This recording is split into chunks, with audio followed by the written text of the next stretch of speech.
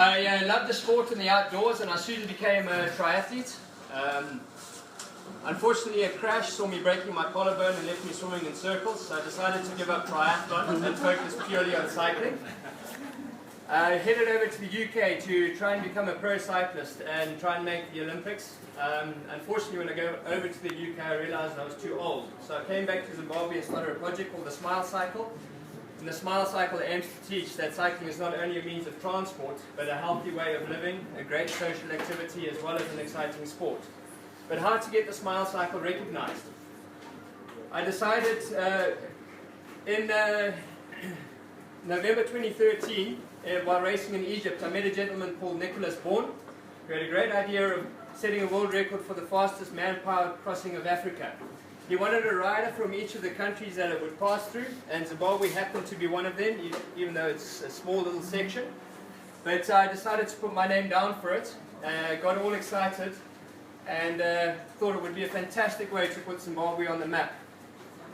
I started doing little adventures through Zimbabwe, trying to raise the funds. Each athlete had to raise £5,000 to take part in the event, but I thought with Zimbabwe's great community, we would be able to get a representative to take part. All excited, I sat down, I put my training program together, brainstormed all my fundraising ideas. My office became my bicycle, 6 to 8 hours in training each day on the bicycle.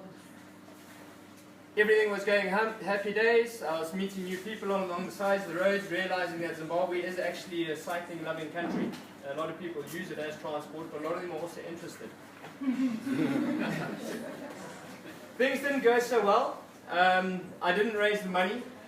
I wasn't going to cross the line. I had to write an email to the organizer to say, sorry, I'm not going to actually make it there. And he sent me a reply saying, well, actually, you know what, we're not going to make it either, so we're going to have to postpone until 2015. So I got up the courage again, and I started making the adventure a little bit more public. I started doing public awareness, where I would run cycle shows in the middle of Sam Levy's village, and people thought I was nuts, but I went ahead and did it anyway. I had to have the money raised now by the end of January 2015 for me to take part. By the end of January, I'd managed to raise £3,000, which was a deposit and good enough to get me on the start line. And by April, we started getting visas done. Thank goodness, for once in my life, I was happy to be on a Zimbabwean passport, and I only needed 3 visas for the 9 countries that we were going to. That being said, I left Zimbabwe without an Egyptian visa, which is a story on its own. But I arrived in Cairo. I was treated like royalty. Picked up by a man in a suit, thrown into a taxi and driven to Mena Hotel, where we started, right at the base of the pyramids. The hotel was amazing, miles and miles of swimming pools, but the luxury was only short-lived. We managed to get on the start line. There were meant to be 7 countries represented. Unfortunately, we lost 2 of the countries that were meant to be represented, and we started as a 5-man team: South Africa, Egypt, Kenya, England, and Zimbabwe, before I got a beard on my face.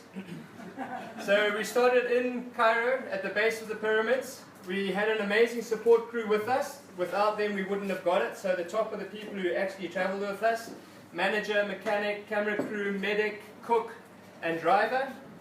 We were going through some dodgy areas, so through each of those countries we actually had a bit of military support as well, and yeah, we did need it. So in Egypt, north of Kenya and Sudan, we were supported by 2 vehicles. Big green truck, which was our home. It had all of our beds and our food and all the stuff you need to live in.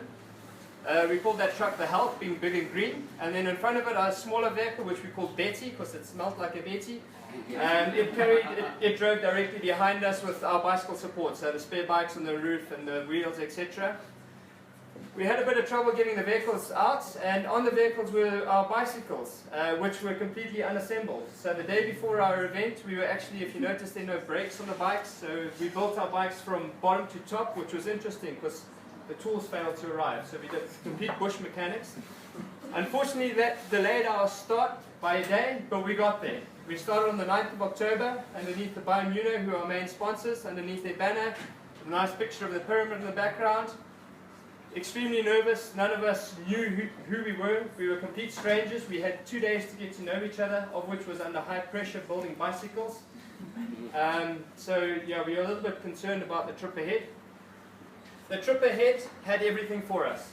Highs, lows, hot, cold, dry, wet, flat roads, tailwinds, headwinds, no roads, dirt roads, no hotels, camp beds, sides of the roads in the middle of the night.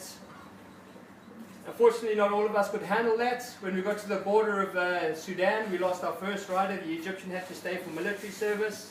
As we got into Zambia, the Kenyan rider had a crash and was struggling with saddle sores, so he sadly left us. We were down to a 3-man team, which is harder than it sounds because the turn on the front comes around a little bit quicker. When we got to Zimbabwe, our cook and our driver, Egyptians, didn't have visas for Botswana, so unfortunately we lost our cook and our driver, but I was very happy because I was met by my father, who took over the driving, and a family friend of ours, Kathy, who came on as cooking, and it was just fantastic raise of the morale for me anyway. To have the change and to have a little bit of family support was amazing. We got to the end 38 days later. Nothing can describe the emotions they went through. Just absolutely unbelievable. All of the pain, all of the angriness, the worries of not getting to the end just vanishes. I was met by friends from Dubai. What did I get out of it? Well, I lost a lot of weight. I got extremely sick.